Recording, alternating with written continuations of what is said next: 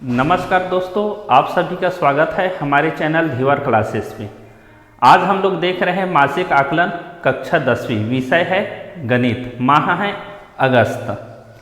हमारा इस वीडियो का बनाने का उद्देश्य आप सभी का मार्गदर्शन करने का है।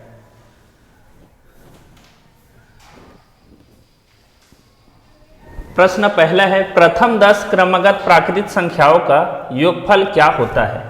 तो हमें प्रथम 10 प्राकृत संख्या का योगफल ज्ञात करना है। प्राकृत संख्या मतलब होता है 1, 2, 3, ऐसा करते करते हमें 10 तक जाना है और इसका योग ज्ञात करना है। तो हम लोग 10 तक जाके इसका योग ज्ञात करेंगे तो इसका आंसर हमारा हो जाएगा D 55। हमारा दूसरा प्रश्न है, यदि किसी समानांतर श्रेणी का प्रथम पद A, सर्वांतर D तथा अंतिम पद L हो तो अंतिम से nवां पद क्या होगा। तो हमारा nवां पद का सूत्र होता है L बराबर A प्लस ब्रैकेट में n माइनस 1 और यहाँ आ जाएगा इंटू D। तो ये हमारा nवां पद का सूत्र है और यही हमारा आंसर हो जाएगा। हमारा आंसर ए। प्रश्न 3, समानांतर श्रेणी 4, 7, 10, 13 ऐसा करते करते समानांतर श्रेणी का 10वां पद ज्ञात कीजिए। तो हमें हल दिया है समानांतर श्रेणी का 4, 7, 10, 13 और 10वां पद तक, 10 पद तक दिया है। तो हमें 10वां पद में क्या आएगा उसको हम लोग को ज्ञात करना है। प्रथम पद A बराबर 4, सर्वांतर D बराबर, सर्वांतर कैसे निकालते हैं, दूसरा पद में पहला पद को माइनस करते हैं तो उसके बाद जो आंसर आता है सर्वांतर कहलाता है। तो ये D हमारा 3 निकल के आ जाएगा और n बराबर 10, यानी कि पदों की संख्या कितना है, 10 है। तो nवां पद का सूत्र an बराबर a प्लस ब्रैकेट के अंदर n minus 1 bracket close D। तो हम मान रखेंगे n की जगह 10 रखे हैं, a का मान 4 है तो यहाँ 4 रखे हैं, प्लस n की जगह 10 माइनस 1 और D का मान कितना है 3। तो इसको हल करेंगे तो ये 4 का 4 हो जाएगा, 10 में 1 घटाएंगे तो 9 और ये इसके साथ किसमें है, गुणांक में है तो ये 3 हो जाएगा। इसके बाद हम लोग 9 तिया 27 और ये 4, 27 और 4 31 होगा, अतः an बराबर 31। तो हम लोग बोल सकते हैं अतः 10वां पद का मान 31 होगा। प्रश्न 4 सॉल्व करते हैं। x का स्क्वायर प्लस 3xy एवं y का स्क्वायर माइनस 3xy का समानांतर माध्य ज्ञात कीजिए। हल करेंगे, माना कि a बराबर हम लोग x का स्क्वायर प्लस 3xy, a बराबर इसको मान लेते हैं और b बराबर इसको मान लिए। तो हमारा समानांतर माध्य का सूत्र होता है a बराबर a धन b बटा 2। तो a का जगह a का मान इसको रख दिए और धन का धन और b की जगह b का मान को यहाँ रख दिए और बटा 2। अब हम लोग ब्रैकेट को खोलेंगे तो x है तो x का स्क्वायर प्लस 3x 3x, इस वाले ब्रैकेट के पहले प्लस का चिन्ह है तो इसमें इसका चिन्ह में कोई परिवर्तन नहीं हो जाएगा, तो प्लस y का स्क्वायर माइनस 3xy। अब हम लोग देखेंगे, देखो ये माइनस 3xy और ये प्लस का 3xy, ये दोनों आपस में कट गया तो हमारे पास बचा x का स्क्वायर प्लस y का स्क्वायर। तो इसी को लिखेंगे x का स्क्वायर प्लस y का स्क्वायर बटा 2। तो यही हमारा क्या हो जाएगा, समानांतर माध्य हो जाएगा। अतः समानांतर माध्य x का स्क्वायर प्लस y का स्क्वायर बटा 2 होगा। प्रश्न 5, 75 सेंटीमीटर लंबे एक रेखाखंड को 3:5:7 के अनुपात में 3 भाग करने पर प्रत्येक भाग की लंबाई कितनी होगी। हमें एक रेखाखंड दिया है, ये रेखाखंड है, तो इसको हम लोग 3 भागों में तोड़ेंगे ना, यहाँ यहाँ, तो इसके बीच में जो अनुपात है 3:5:7 है। तो इसको यहाँ से यहाँ, यहाँ से यहाँ और यहाँ से यहाँ, प्रत्येक खंड की हमें लंबाई ज्ञात करनी है, जबकि यहाँ से लेके ए और बी से लेके टोटल कितना है 75 सेंटीमीटर है। तो माना प्रत्येक भाग की लंबाई क्रमशः 3x, 5x तथा 7x है। ठीक है, तो हम लोग 3x, 5x, 7x को जोड़ेंगे और कंप्लीट ए और बी का कितना सेंटीमीटर है 75 सेंटीमीटर यहाँ का दूरी। तो हम इसको आपस में जोड़ेंगे, 3x, 5x, 7x आपस में जोड़ेंगे तो 15x हो जाएगा और ये बराबर हो जाएगा। तो x का गुणांक में 15 है, तो इसको ना पक्षांतर करेंगे भाग में आ जाएगा, x अकेला हो जाएगा। तो कटाएंगे तो 15 एकम 15, 15 पंचे 75, तो x बराबर 5 आया। अब जहाँ जहाँ x है वहाँ वहाँ हम लोग 5 रखेंगे तो प्रत्येक भाग का मान निकल के आ जाएगा। तो प्रत्येक भाग की लंबाई, पहला भाग कितना था 3x था, तो 3x, x की जगह क्या रखेंगे 5, तो 3 गुणित 5 तो 15 सेंटीमीटर। दूसरे भाग कितना लिए थे 5x लिए थे, तो 5x, तो x की जगह फिर 5 से रखेंगे और यहाँ तो 5 है ही है, तो 5 पंचे 25, तो दूसरा भाग हो जाएगा 25 सेंटीमीटर। तीसरा भाग को 7x माने थे, तो 7x है, तो 7 की जगह 7 और x की जगह 5 मान रखे हैं, तो 7 पंचे 35 सेंटीमीटर। तो उसके बाद लास्ट अतः लिखोगे, अतः को इसके नीचे में लिखना है। अतः प्रत्येक भाग की लंबाई क्रमशः 15 सेंटीमीटर, 25 सेंटीमीटर व 35 सेंटीमीटर होगा। प्रश्न 6, 7, 3, 21 का चतुर्थानुपाती ज्ञात कीजिए। यानी कि ये 3 अनुपात दिया है, इसका एक चौथा अनुपात हमें ज्ञात करना है। तो हम लोग हल करेंगे, तो माना कि 7, 3, 21 का चतुर्थानुपाती हम लोग एक सा को मान लेते हैं, चौथा अनुपात को एक सा मान लेते हैं। तो हमारा क्या हो जाएगा, ये 7:3 समानुपात 21, 21:1 तो हम लोग अनुपात का मतलब इसको बटा के रूप में लिख सकते हैं, 7/3 समानुपात का चिन्ह को बराबर का चिन्ह और 21/1। तो इसका हम लोग तिर्यक गुना करेंगे, तिर्यक गुना तो 7 का गुना 1 के साथ 7x और 21 का गुना 3 के साथ।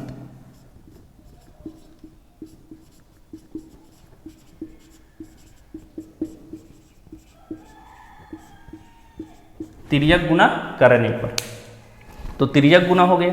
अब ये 7x है, 7 भी x के गुणांक में है, तो ये पक्षांतर हो गए, यहाँ भाग में आ जाएगा। तो हमारा ये देखो ये कट जाएगा, 7 एकम 7 और 7 तिया 21। अब हम लोग 3 का गुना 3 के साथ करेंगे, 3 तिया 9, तो 1 सा बराबर क्या आया 9 आया। और 1 सा हम लोग किसको माने थे, चतुर्था अनुपाती को माने थे। अतः हम लोग लिख सकते हैं, अतः चतुर्थानुपाती 9 होगा। अब देखने जा रहे हैं प्रश्न 7। यदि 11 मकड़ियाँ 11 दिन में 11 जाले बनाती है, तो बताइए कि एक मकड़ी एक जाल बनाने में कितने दिन लेगी। हमें ये बताना है कि एक मकड़ी एक जाल को कितने दिन में बनाता है। तो हमें हल करना है, तो दिया है 11 जाल बनाने में 11 मकड़ी को कितना दिन लगता है, बराबर 11 दिन लेती है। एक जाल बनाने में 11 मकड़ी कितने दिन लेगी, 1/11/11 बराबर 1 दिन। तो हमारा क्वेश्चन में पूछ रहा है एक मकड़ी एक जाल बनाने में कितने दिन लेगी। तो उसको माना कि एक मकड़ी एक जाल बनाने में 1 दिन में बनाती है, तो हम लोग लिखेंगे मकड़ी के अनुपात में मकड़ी, समानुपात दिन के अनुपात में दिन। तो देखो 11 मकड़ी एक जाल बनाने में 1 दिन लगाता है, 11 मकड़ी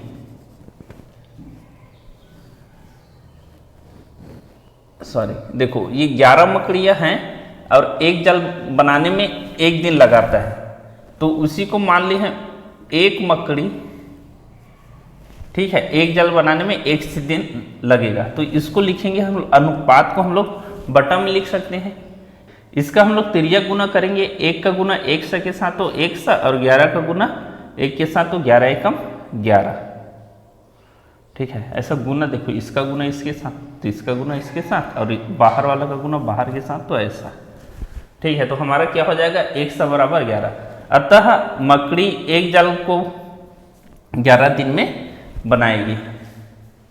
प्रश्न 8 पढ़ते हैं, 5 से विभाज्य 2 अंकों वाली कितनी संख्याएं होती हैं। क्वेश्चन हमें पूछ रहा है 5 से जो विभाज्य हो और अंकों की संख्या 2 हो, टोटल कितनी है। मतलब 5 से विभाज्य मतलब 10 5 से विभाज्य है, और इसमें देखो 2 अंकों की संख्या है। इससे छोटा कोई 5 देखेंगे, 5 में 1 अंक आता है, तो 2 अंक वाली 5 से विभाज्य 10 से चालू करेंगे, 10 15 20। तो देखो ये सभी एक समान अंतर में, इसी कारण इसको हम लोग समानांतर श्रेणी बोल सकते हैं। तो समानांतर श्रेणी बोल सकते हैं, तो इसको 10 15 20 25 ऐसा करते करते 95 तक जाएंगे। 95 से और 5 से विभाज्य बोलेंगे तो 95 के बाद 100 आएगा, तो 100 में 3 अंक है, तो हम लोग समानांतर श्रेणी बनेगा 10 से लेके 95 तक। तो अब इसमें हमें पदों की संख्या हमें गिनना है कि कितना तक होता है। तो हमारा देखेंगे प्रथम पद ए बराबर 10, सर्वांतर डी, सर्वांतर में दूसरा पद में पहला पद को माइनस करेंगे तो सर्वांतर निकल के आ जाता है। तो ये क्या हो गया 5। ए एन हमारा इनवा पद कितना दिया है, 95 दिया है। इनवा पद 95, यानी अंतिम पदों का मान क्या है, 95 है। तो इनवा पद का सूत्र होता है ए एन बराबर ए प्लस ब्रैकेट के अंदर एन माइनस 1 इंटू डी। तो मान को रख देंगे, ए एन का मान कितना दिया है 95, ए का मान को कितना दिया है 10, ए माइनस एन माइनस 1 और डी का मान कितना दिया है 5। 5 का गुना n के साथ करेंगे तो 5n होगा, और 5 का गुना -1 के साथ करेंगे तो -5 होगा।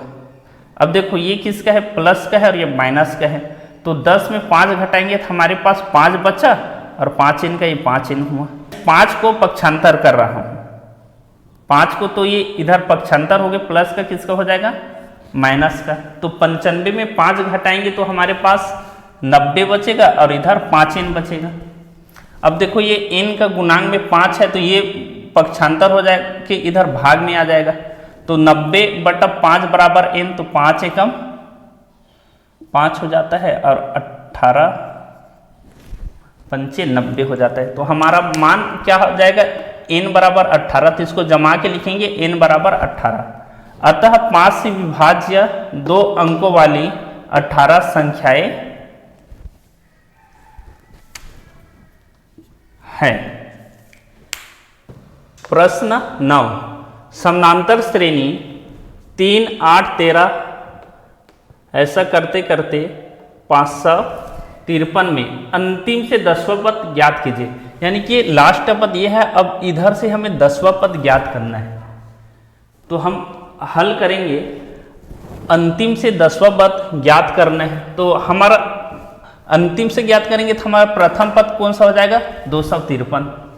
सर्वांतर हम लोग निकालेंगे तो इधर से उल्टाएंगे, चाहे ये सर्वांतर के लिए हमारा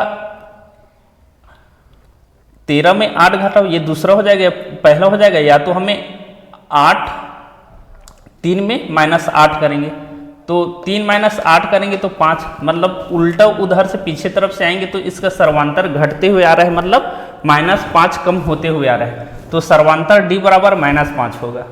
अब श्रेणी को उल्टा लिखने पर उल्टा उधर से लिखते हुए आएंगे और 5 कम करते हुए आएंगे, क्योंकि सर्वांतर हमारा -5 है। तो 253 248 243, तो ऐसा करते करते हमारा 3 पद तक आएंगे, यही हमारा क्या होगा समानांतर श्रेणी होगा। तो श्रेणी का इनवा पद का सूत्र होता है ए एन बराबर ए प्लस ब्रैकेट में n -1 ब्रैकेट बन डी।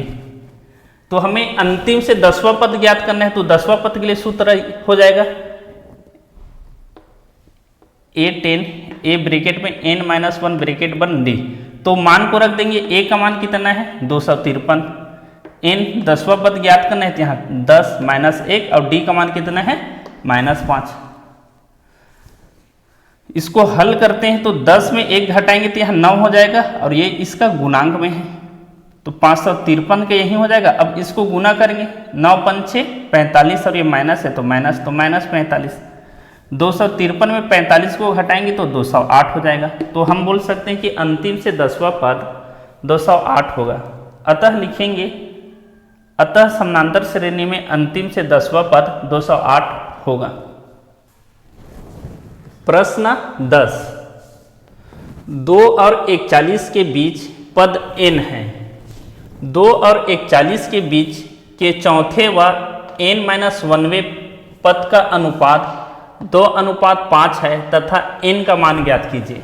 ठीक है, तो हल करेंगे। माना कि 2 और 41 के बीच में n समांतर श्रेणी क्रमशः 2 और 41 के बीच में a1, a2, a3 ऐसा करते करते an है तो तब हमारा समांतर श्रेणी क्या हो जाएगा, 2 से चालू होगा, 2 के बाद a1, a2, a3 ऐसा करते करते an और लास्ट पद हमारा क्या है, 41 है जो समांतर श्रेणी में है।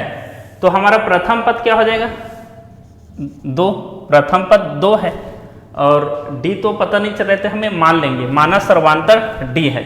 और अंतिम पद हमारा क्या है, 41 है। तो देखो अंतिम पद हमारा क्या है, 41 है और पदों की संख्या n+2 है। अंतिम पद का ये मान है और पदों की संख्या हमें n+2। ये देखो n मतलब ये वाला an वाला और ये 2 का मतलब क्या हो गया कि 41 और ये 2, an में इस 2 को मिलाएंगे तो उसी का वजह से पदों की संख्या n+2 आया है। कंफ्यूज यहाँ नहीं होना है कि ये 2 कहाँ से है। 2 का मतलब किसका है, देखो ये एक पद ये हो गया और दूसरा पद ये हो गया, तो एक और एक कितना पद हो गया, 2 पद, और ये सब क्या है, n पद है। तो हम कुल पदों की संख्या n+2 लिखेंगे क्योंकि ये a1, a2, a3, an कहाँ तक जा रहे हैं पता नहीं है तो उसको हम लोग n से दर्शाते हैं। अब इस सभी पदों का जो है n+2 पद बराबर लास्ट पद हमारा क्या आ जाएगा, 41 आ जाएगा। तो हमारा सूत्र होता है Tn बराबर a प्लस ब्रैकेट के अंदर n-1d। तो Tn और यहाँ उसके साथ और 2 पद जोड़ना है, उसके बाद a प्लस n की जगह क्या रखेंगे, n+2 -1 इंटू d। तो 2 में 1 को घटाएंगे, 2 में 1 को घटाएंगे तो 1 बचेगा। तो हमारा क्या हो जाएगा, इसका मान क्या है 41 और यहाँ a का मान यहाँ से लिए हैं a बराबर 2 और यहाँ से n है और 2 में 1 घटाएंगे तो n+1 और ये d। अब देखते हैं ये 2 प्लस का है तो इधर आके पक्षांतर हुआ तो माइनस का हुआ, तो हमारे पास क्या बचा n+1 इंटू डी। 41 में 2 घटाएंगे तो 39 बचेगा और हमारे पास n+1 इंटू डी।